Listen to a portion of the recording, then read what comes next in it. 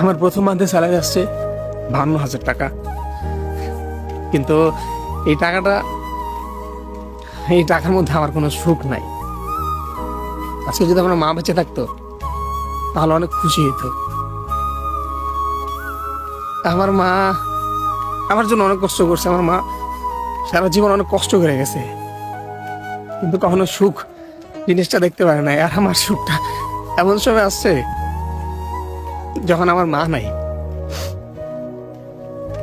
আজকে যদি মা থাকতো সম্পূর্ণ টাকাটা না মার হাতে তুলে দিতে পারতাম, কিন্তু মা তো নাই।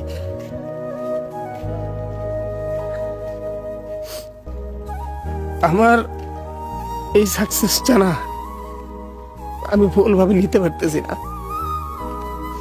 আমি জানতাম যে আমি একদিন সফল হব, কিন্তু এটা জানতাম না যে আমার মা থাকবো না আমার পাশে।